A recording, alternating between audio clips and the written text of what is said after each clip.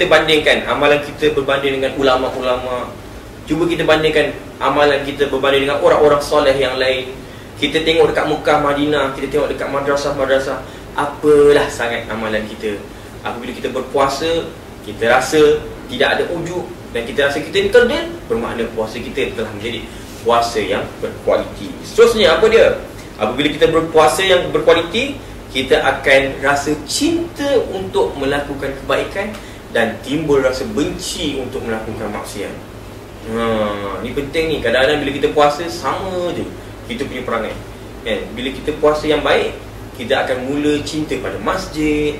Apabila kita punya puasa menjadi puasa yang kualiti, kita akan rasa mudah dan ringan untuk beribadah pada Allah Subhanahu Wa Taala. Ringan je kaki kita nak melangkah ke masjid, ringan je lidah kita untuk berzikir pada Allah Subhanahu Wa Taala. Tangan kita pun ringan je nak hulurkan sedekah, bantuan dan sebagainya. Dan mulut kita pun senang je nak cakap baik-baik pada orang-orang yang kita suka. Tapi dalam masa yang sama, susah untuk mulut kita melafazkan kata-kata kesat dan sebagainya. Hati kita pun terlindung daripada bersifat dengki dan sebagainya.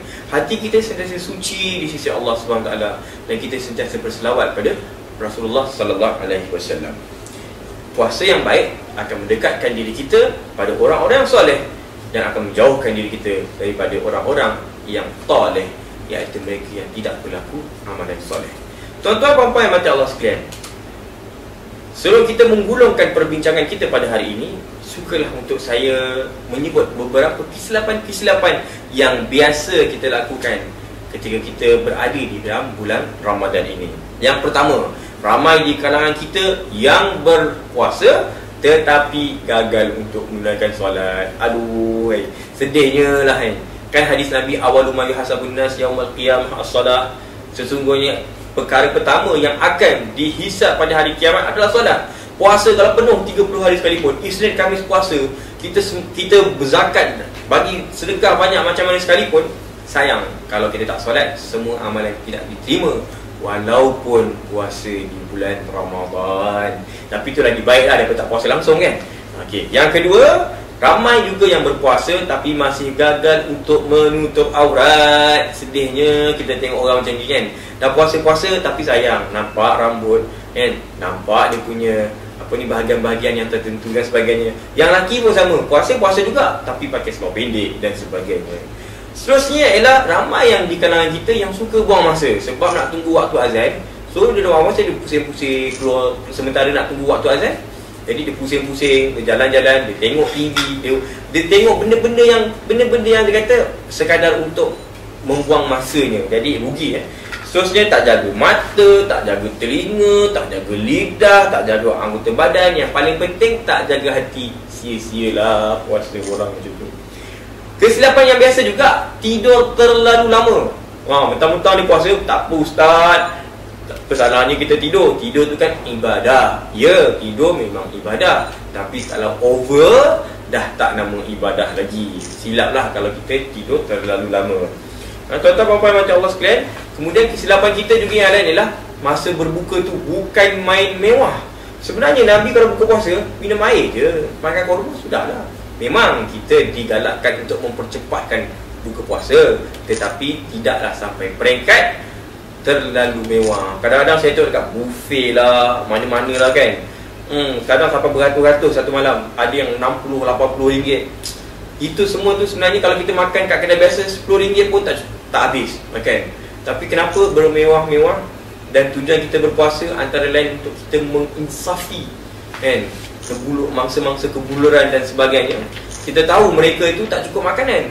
Sebab itulah kita berpuasa dan kita tahu macam mana perasaan mereka, bagaimana keadaan mereka. Tapi apa yang malangnya, kita puasa penat-penat, tiba-tiba makanan, bila buka puasa kita bermewah-mewah. Seterusnya, tuan-tuan, puan-puan, kesilapan yang biasa jugalah, malas nak bangun sahur. Alah, malas lah, sedangkan kita tahu sahur itu adalah, Nabi pernah cakap, tasahharu fa inna fi sahur barakah. Bersahurlah kerana pada sahur itu ada keberkatannya. Dan beza antara umat kita dengan umat Yahudi, mereka juga berpuasa sama macam kita. Bezanya mereka tidak bersahur, tetapi kita bersahur. Maka bersahurlah. Sebenarnya bila kita bangun sahur, dia akan melatih diri kita untuk bangun pagi, untuk berqiyamul lail, untuk kita bertahajud sambil kita bersahur, kemudian kita dapat menunaikan solat subuh di awal waktu, lagi baik kalau dapat berjamaah. Dan yang seterusnya, ramai juga tersilap, ramai yang menunaikan tarawih secara ekspres.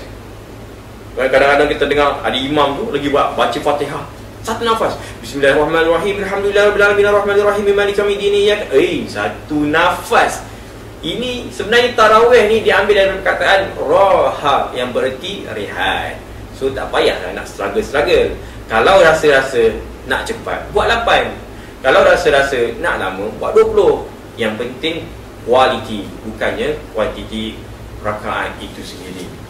Jadi yang seterusnya ialah kesilapan kita yang biasa kita buat. Kita lupa untuk membaca Al-Quran. Ada juga yang baca Al-Quran tapi sekadar baca seorang-seorang. Tak baguslah. Patutnya bulan puasa sebaik-baiknya bertadarus. Bertadarus artinya kita baca, saling baca membaca. Saya baca, awak dengar. Awak baca, saya dengar. Saya silap, awak betulkan. Awak silap, saya betulkan. Barulah bacaan itu menjadi lebih berkualiti. Jadi sama-samalah kita menjadikan puasa kita puasa yang berkualiti. Na'udzubillah, janganlah jadikan puasa kita menyebabkan puasa kita hanya mendapat lapar dan dahaga. Ingat, apabila kita berada di bulan Ramadan, setiap amalan yang kita lakukan, Allah Ta'ala akan gandakan pahalanya. Sampai ada kata 70,000 kali ganda dan sebagainya. Siapa yang solat sunat 2 rakaat di bulan Ramadan akan mendapat pahala gandaan 70,000 kali ganda berbanding pada bulan-bulan biasa. Namun harus diingatkan juga, seandainya kita melakukan maksiat pada bulan Ramadan, dosa kita juga akan diganda-gandakan oleh Allah Subhanahu Wa Taala. Ini satu peringatan buat diri kita. Jadi mudah-mudahan dengan sedikit tazkirah yang telah disampaikan tadi akan melahirkan 1001 keinsafan kepada kita. Saya akhiri tazkirah ini dengan satu lafaz hadis yang sangat mulia. Man qama ramadana imanan wa ihtisaban ghufira lahu ma taqaddama min dhanbi. Siapa yang berpuasa pada bulan Ramadan dengan penuh keimanan dan juga kesungguhan, maka Allah Ta'ala akan ampunkan dosa-dosanya. Mudah-mudahan University Ramadan akan menghasilkan kita seorang insan yang bertakwa di sisi Allah Subhanahu Wa Taala. Lahirnya kita selepas Ramadan bagaikan seorang bayi yang tidak ada dosa dan noda.